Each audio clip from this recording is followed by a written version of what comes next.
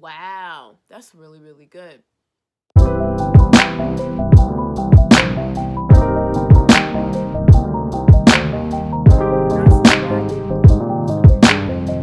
Jiggy bars.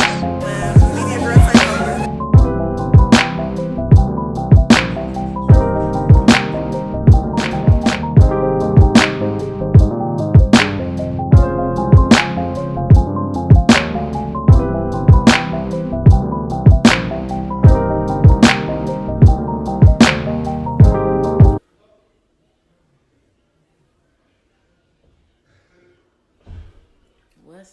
What's up, y'all? What's up, everybody? Welcome to my channel. Ooh. So it occurred to me that I never did a video introducing myself or what I'm about or where I'm from or anything like that, really. So what the hell? Why didn't I do that? The thing was, I already had a following from my podcast, so I ended up getting into YouTube just recent of like last year, sort of, kind of. So, by now, my name is Robin Yvette, and I am the host and creator of Pillow Talk Podcast. One of the chillest and realest podcasts in the Midwest, baby. Get into them. So, I'm 27, Pisces. I like black movies and really, really good food and marijuana. No. But I love media.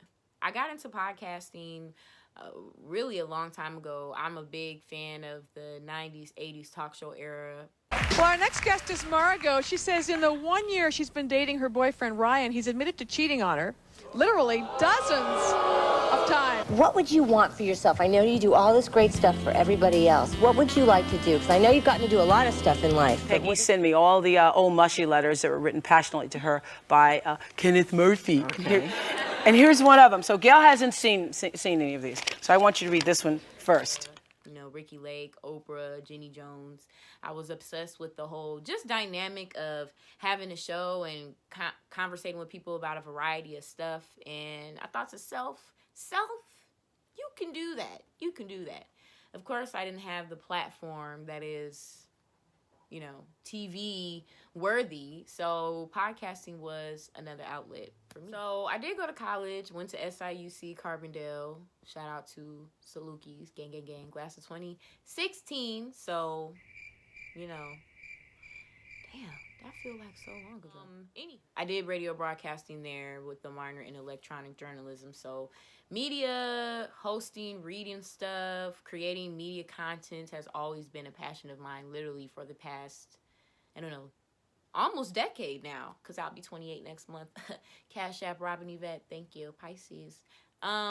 Of course, after I graduated college, I started working at corporate jobs and just, you know, doing something to make the money. But you can only do that for so long when you know your purpose. I ended up finding, you know, really my purpose in aligning better with myself. And then I started maneuvering everything, went into kind of a spiritual journey and really focused all of my creativity on my podcast and being a media person and having this outlet. And the rest kind of just built from that point. So what is Pillow Talk Podcast? What is it about, right? It's a podcast aiming at inspiring to inspire people. When I first started doing it, I had like one episode.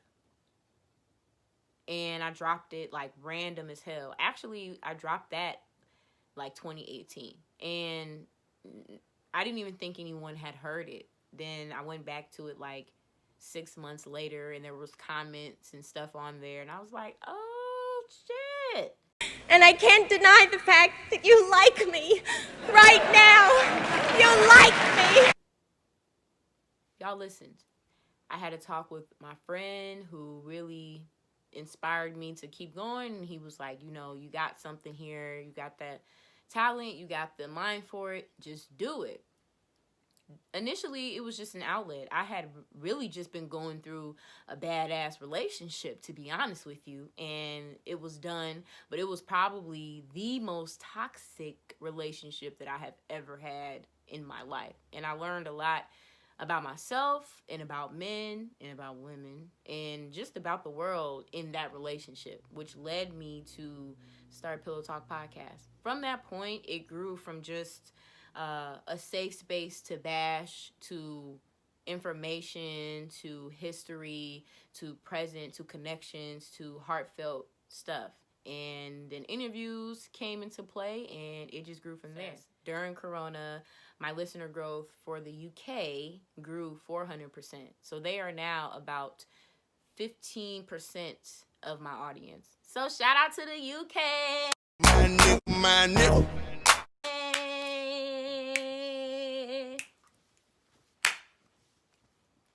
Y'all lit. I'm really just expanding Pillow Talk more, growing it. I have had an amazing lineup of interviews on the show, and I just want to continue that as well and just grow. I've acquired a new job as an account executive for an up-and-coming media agency, so I'm getting my producer credits in, making apps, you know what I'm saying, getting those real dollars.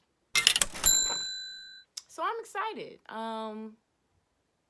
of what's to come. This is, I think, a perfect time to document what's happening in my life because I'm literally in a dream job position to where I can still be able to do right now what I'm doing and it not interfere with anything else and make a living. And I'm creating other content and I'm producing, you know, a news segment, and it's just really, really lit. I just want to give y'all kind of a rundown on me. I wanted to give you guys some tips on podcasting if you are interested in starting it out. First and foremost, shout out to my man's Jiggy Bars for the tea, though. Top shelf. That single is out right now. Jiggy Bars. Stuff. Shout out to everybody that gives me stuff. I love y'all. I be wearing y'all shit. Don't think I don't, because I do. So I'm only 2 years in the game, but within the 2 years, I have been able to grow tremendous success. And one of the key things I think that has gotten me to this point kind of quickly is the fact that I have a niche. I have something that pertains specifically to me. Pillow Talk Podcast is a Black podcast. Don't get it twisted. There's interviews that I incorporate, and I'm not, discouraging anybody from any other race to come onto the show. You're all more than welcome. But the meat of Pillow Talk Podcast, the reoccurring theme that I'm going to always pursue if I'm talking about something is Black media, Black culture, how it relates to my life. Initially, when I started Pillow Talk Podcast, I didn't know what the fuck I was doing, okay? But I knew that I wanted to create cheap content, and I wanted to do it how often I wanted to do it, and I wanted to be able to distribute it to people everywhere. So, first things first, if you're going to embark on having a podcast, you need to think about the name.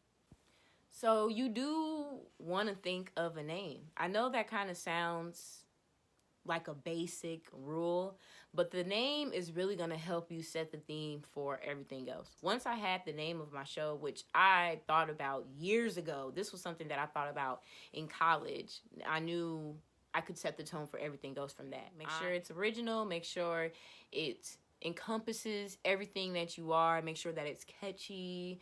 And also make sure that you can explain what the fuck it means. Next up, I would have to say is figure out the theme or the niche or, the reoccurrence of the podcast. I never talk about celebrity gossip. I may mention some things in reference, but that's never like an episode for me.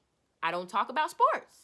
Why the fuck would I? I don't know shit about sports, okay? Make sure that you're talking about some shit, for one, you actually give a fuck about, okay? And for two, that you actually know. People talk about things for the sake of trendiness and to, gain a following, gain interest, whatever. I'm telling you, don't do that shit.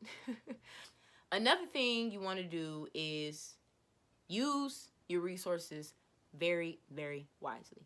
A lot of people think that starting a podcast is expensive. It is not. You can use various different hosting sites that will distribute your podcast on various platforms for free. I still use Anchor. That's the platform that I use to distribute all of my podcasts. So you're more than welcome to sign up for Anchor. It is free. Find a good mic. Even though I do use Anchor more so just to upload, I have a mic, okay? And I use that to record all of my interviews that I do with people. If I'm by myself, I may use my phone because you can record on Anchor, but usually I'll use my mic. Another thing I would do, or recommend, I should say, is research. Not necessarily research topics, which is important. You should be researching topics and cross-referencing things. But research podcasting. Find other shows that interest you and study them. Study other, talk shows. Really pick up on the way people engage and really pick up on how to do a show, to do an outline. But even when I started doing my podcasting, I just would study other podcasters. I would connect with people online, go and listen to their episodes, have them listen to my episodes and tell me what they thought about it. You need to make sure that you're communicating with people that you don't necessarily know. You get what I'm saying when I say that? Last but not least, I would say stay genuine to your craft, stay genuine to yourself, and always be yourself. I can smell bullshit. I can smell that shit. So if I can smell it, other people can smell it too. So make sure that if this is something you're going to embark on, you're doing it with due diligence. And if you're going to talk about something, actually give a fuck about what it is you're talking about. When I started doing it, I wasn't posting pictures of myself. I've just recently started going crazy on the photo shoots because now the following's there. But when I started doing it, I really wanted people to hone in on my mind and on the things that I was saying. And I knew that I needed to at least captivate them with imagery, but it didn't have to necessarily be me. So I created graphics and started using images to pull people in. And then once I got that following, then I started posting more pictures of myself. But you really want to stay true to who you are. So those are my tips on podcasting if you're going to embark on that journey. It's not for everybody, but it is a great outlet. And hey, try it out. You might, be the next best thing. If you have not subscribed to Pillow Talk Podcast, make sure that you do so. This is an amazing, amazing year for me, and I have so much in store for y'all. Thank y'all so much. Peace out.